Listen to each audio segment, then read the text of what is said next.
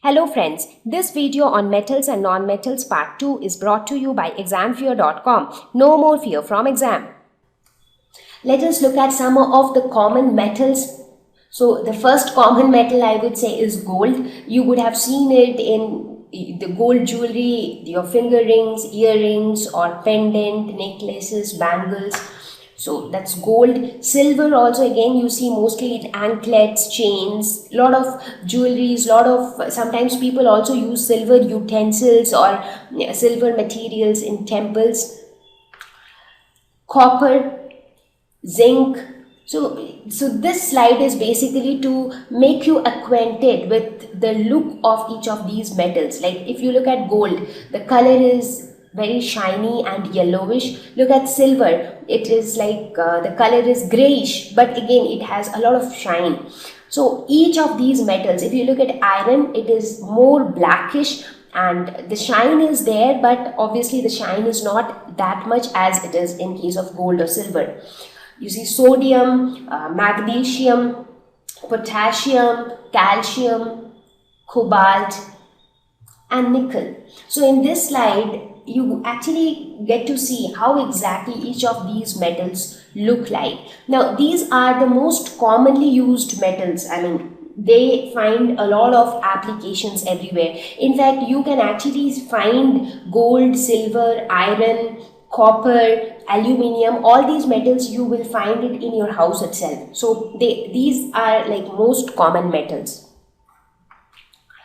So now the question is, what are metals? Now, how do we know or how do we define a metal? What is that basic thing? Because you will see that when we start talking about the properties, we will see that there are a lot of properties to which there are exceptions. So they are not true for all metals. So what is that basic thing which defines that this object is going to be a metal and this one is going to be a non-metal?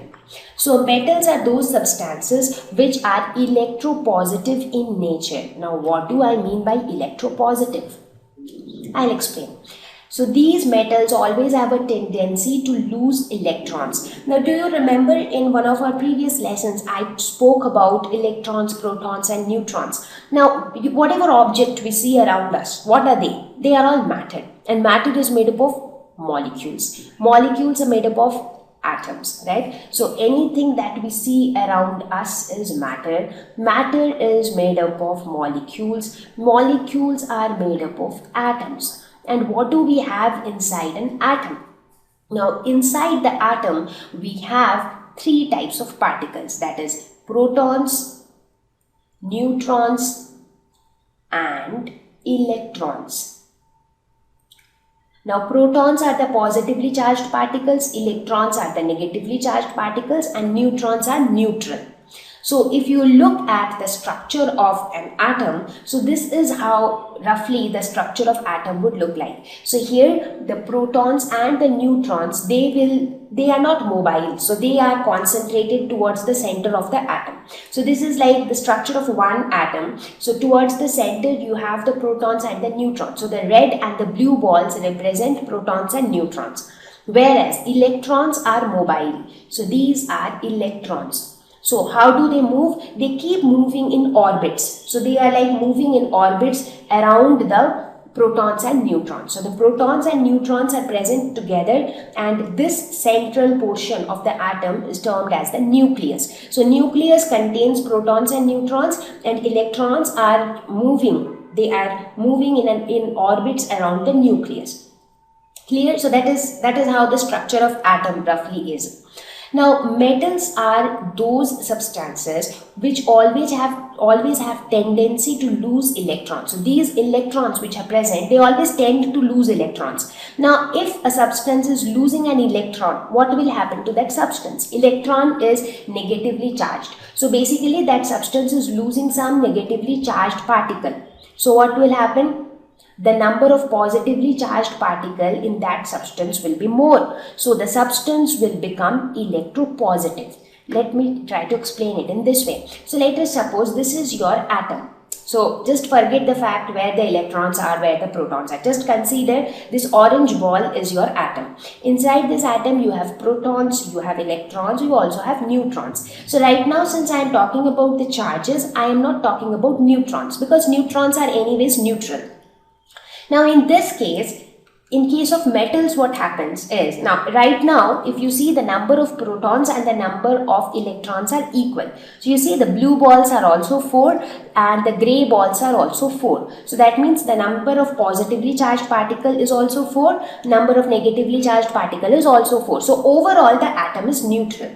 Now what will happen if this atom loses one electron? So the grey balls were electrons. So one electron is gone. Now what happens to this atom? So if you see, now it has 4 positively charged particles. The blue ones are positively charged particles. And how many negatively charged particles? Only 3. So overall, this atom is now positively charged.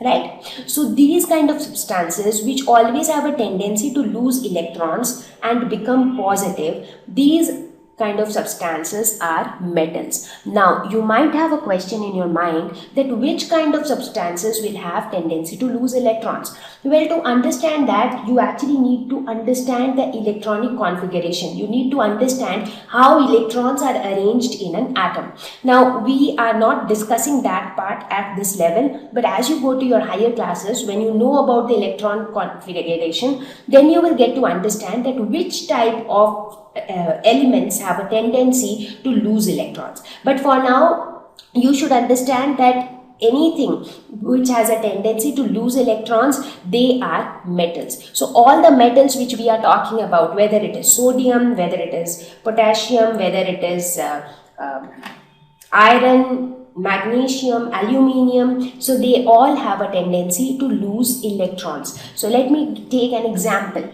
of, say, sodium. So what happens to sodium? Now sodium loses one electron and becomes what? Now once it loses one electron, it becomes Na+. So it acquires this positive charge because it has released one electron. So that is the tendency of metals, and that is how they have been categorized as metals. So this is the basic definition. This is the basic way by which we define metals. So examples are sodium, iron, copper, gold, silver, aluminium. So you name any metal and this property of metal will hold true for them, because this is the basic way by which they have been defined as metals. Thank you. Please visit www.examfear.com to watch more educational videos with a better experience. Please do not forget to like and subscribe to our YouTube channel for latest updates. Thank you once again.